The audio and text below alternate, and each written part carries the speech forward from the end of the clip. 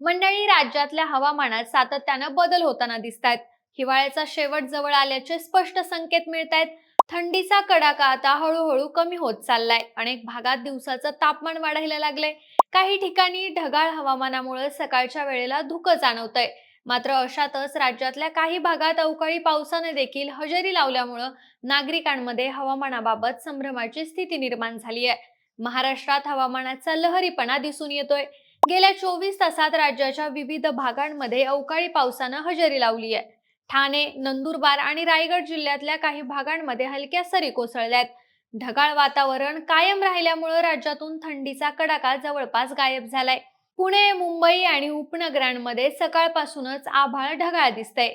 हवेतली आर्द्रता वाढल्यामुळे थंडीची तीव्रता देखील कमी झाली आहे. मात्र पुढच्या काही तासांमध्ये बऱ्याच ठिकाणी पाऊस पडण्याची शक्यता वर्तवण्यात आली आहे. याच पार्श्वभूमीवर या अवकाळी पावसामागची कारणं काय असतात, राज्यात कुठं कुठं अवकाळी पाऊस पडलाय, हवामान खातं काय म्हणतंय, सगळं जाणून घेऊयात या व्हिडिओच्या माध्यमातून. नमस्कार, मी निशा हिंगे आणि तुम्हाला माहिती आहे आपला विषयच भारी आहे. मंडळी, रायगड जिल्ह्यात पहाटे 4 वाजेच्या सुमारास अवकाळी पावसानं हजेरी लावली. पेन तालुक्यातील जोहे आणि हमरापूर परिसरात पावसाच्या सरी कोसळल्या. या अवकाळी पावसामुळे पेणमधले गणपती मूर्ती कारखाने आणि वीट भट्ट्यांना फटका बसण्याची शक्यता व्यक्त केली जाते. तसाच वीट भट्ट्यांवरच्या विटा पावसामुळे खराब होण्याची शक्यता आहे. दुसरीकडे ठाण्यात घोडबंदर रोड परिसरात पावसाच्या हलक्या सरी बरसल्या. त्यामुळे ठाणेकरांना ऐन हिवाळ्यात पावसाळी वातावरणाचा अनुभव आला. अचानक आलेल्या पावसामुळे नागरिकांची तारांबळ उडाली. अवकाळी पावसामुळे काही प्रमाणात वातावरणात बदल झालाय. हवामान खात्यानं पावसाचा इशारा दिलाच होता. नवी मुंबईत देखील अनेक भागात सकाळी पावसानं हजेरी लावली आहे. थंडीच्या मोसमामध्ये पावसानं हजेरी लावल्यामुळे हवेतला गारवा देखील वाढलाय. सकाळच्या सुमारास पावसानं हजेरी लावल्यामुळे ऑफिसला जाणाऱ्या आणि कामासाठी बाहेर पडणाऱ्या नागरिकांची तारांबळ उडताना दिसली. भिवंडी शहर आणि ग्रामीण भागात थंडीच्या दिवसात अचानक पाऊस पडलाय. सकाळच्या वेळेस नागरिक मुलांना शाळेत सोडण्यासाठी आणि मॉर्निंग वॉकसाठी बाहेर पडले आणि यावेळी अचानक झालेल्या पावसामुळे अनेकांची धावपळ उडाली. जून जुलै महिन्याची आठवण करून देणारा हा पाऊस जानेवारीतच पडल्यामुळे नागरिकांमध्ये आश्चर्य व्यक्त केलं जातंय. पण हा अवकाळी पाऊस पडण्यामागं बरीच कारणं आहेत. हवामान तज्ज्ञांच्या माहितीनुसार बंगालच्या उपसागरात निर्माण झालेल्या कमी दाबाच्या क्षेत्रामुळे बाष्पयुक्त वारे सक्रिय झाले आणि त्याचा थेट परिणाम हा महाराष्ट्राच्या हवामानावर होतोय. या बदलामुळे किमान तापमानात वाढ झाली असून सध्या हुडहुडी भरवणाऱ्या गारठा कमी झाल्याचं चित्र दिसतंय. पुढच्या 24 तास राज्यात अशीच ढगाळ आणि दमट स्थिती कायम राहण्याची शक्यता वर्तवण्यात आली आहे. मुंबई पुण्यासोबतच सह्याद्रीच्या कुशीत असलेल्या महाबळेश्वरमध्ये देखील आज तुफान पावसानं हजेरी लावली आहे. हा अचानक झालेला पाऊस महाबळेश्वरसह परिसरातील स्ट्रॉबेरी उत्पादक शेतकऱ्यांसाठी मोठा धक्का ठरणार आहे. महाबळेश्वर हे देशातलं स्ट्रॉबेरी उत्पादनाचं प्रमुख केंद्र आहे आणि सध्या स्ट्रॉबेरी काढणीचा महत्त्वाचा कालावधी सुरू आहे. अशातच पावसानं हजेरी लावल्यामुळे त्याचा मोठा फटका बसण्याची शक्यता आहे.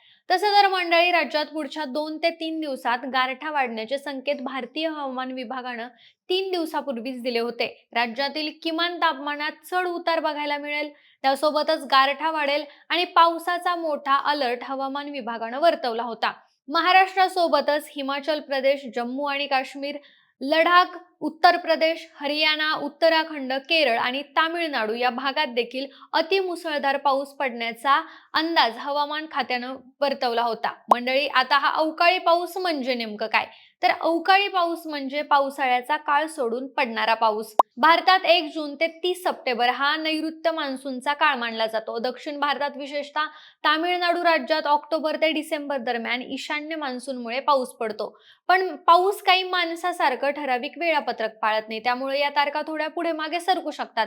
पण साधारणपणे आपल्या सोयीसाठी मान्सूनपूर्व आणि नैऋत्य मान्सूनचा काळ हा महाराष्ट्रात पावसाळ्याचा ऋतू म्हणून ओळखला जातो आणि त्या पलीकडे पडणाऱ्या पावसाला अवकाळी पाऊस म्हणतात.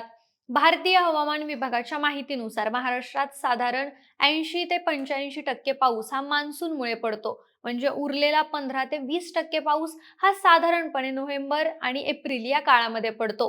आता अवकाळी पाऊस कशामुळे पडतो याची वेगवेगळी कारणं असू शकतात. कधी एखाद्या मोठ्या वातावरणीय घडामोडीमुळे, तर कधी स्थानिक पातळीवरच्या हवामानाच्या स्थितीमुळे असा अवकाळी पाऊस पडू शकतो. भारतीय द्वीपकल्पाच्या एका बाजूला अरबी समुद्र आहे आणि दुसरीकडे बंगालचा उपसागर आहे.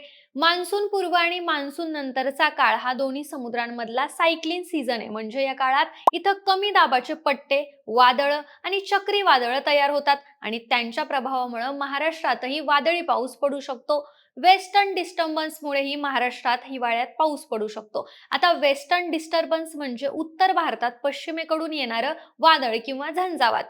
हिवाळ्याच्या काळात येणाऱ्या वादळामुळे काश्मीर आणि हिमाचल प्रदेशात हिमवर्षाव होतो. तर उत्तर भारत, मध्य प्रदेश, गुजरात आणि महाराष्ट्रात पाऊस पडतो. समुद्राकडून येणारे बाष्पयुक्त वारे आणि उत्तरेकडून येणारी थंड हवा एकमेकांना भिडल्यामुळं फेब्रुवारी-मार्चमध्ये महाराष्ट्रात पाऊस पडू शकतो. उष्ण वारे आणि थंड वारे एकमेकांना भिडल्यामुळं हवा वर जाते आणि ढग निर्माण होतात. अशा क्युम्युलोनिंबस नावाच्या ढगांमुळे पाऊस पडतो. अशा ढगांची उंची खूप जास्त असेल तर त्यातून गारांची निर्मिती होते आणि त्या खाली कोसळल्यावर गारपीट होते. काही हवामान तज्ज्ञांच्या मते एल निनो आणि ला निना अशा हवामानाच्या स्थितीमुळेही हिवाळ्यात पडणाऱ्या पावसावर परिणाम होऊ शकतो. अवकाळी पावसाची कारणं वेगळी असली तरी गोष्ट समान आहे. अशा पावसामुळे अनेकदा शेतीला फटका बसतो. विशेषतः फळबागा, ऊस, कांदा आणि रब्बी पिकाचं नुकसान होतं.